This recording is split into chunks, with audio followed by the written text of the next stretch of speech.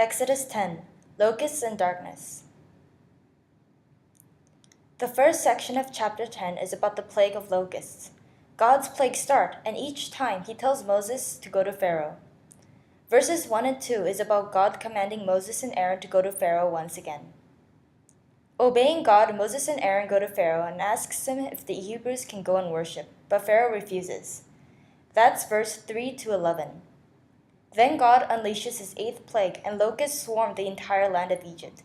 They devour everything, and nothing is left to eat. Then Pharaoh becomes afraid and asks Moses to pray to God so that the locusts will go away.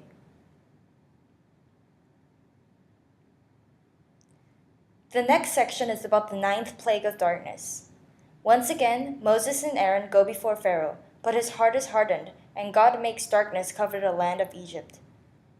Pharaoh is once again afraid, but tells Moses that he can let all the Hebrews go, with the exception of their livestock. But Moses disagrees, because livestock was needed for the sacrifices during worship. Pharaoh's heart is hardened again. Keywords.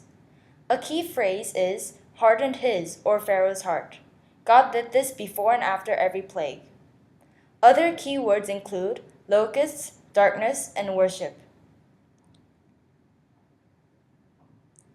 This is a painting of how Egypt might have looked like under the plague of locusts.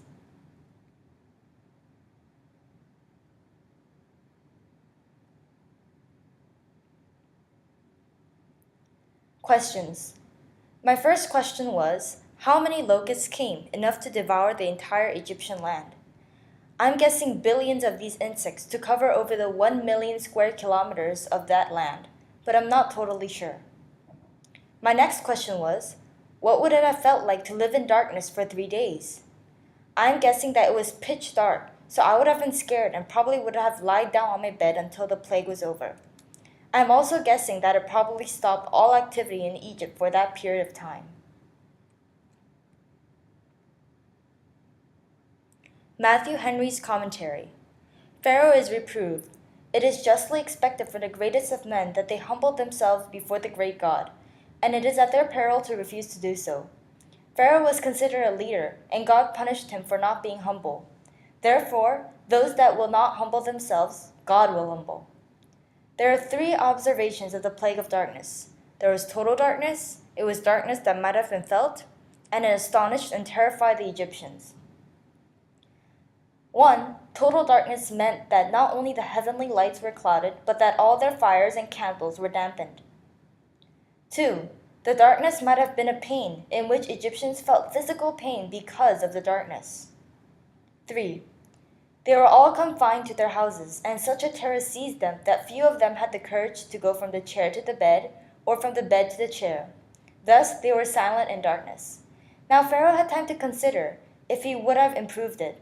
Spiritual darkness is spiritual bondage, and while Satan blinds men's eyes that they see not, he binds them hands and feet that they work not for God, nor move towards heaven. They sit in darkness. This is a cartoon of how the plague of darkness might have looked like. In verse 7, menace means snare in Hebrew, a figure for the cause of Egypt's destruction. In verse 19, Red Sea in Hebrew is sometimes rendered as Reed Sea, perhaps pertaining to Egyptians' papyrus reeds. This is a picture of the Red or Reed Sea. What does Exodus 10 show about God? It shows that God humbles everyone. He's omnipotent, and he wants us to worship him only. What does this chapter show about people? It shows that people are vulnerable. Non-Christians can know about God's power, and people have no power against God. Credits.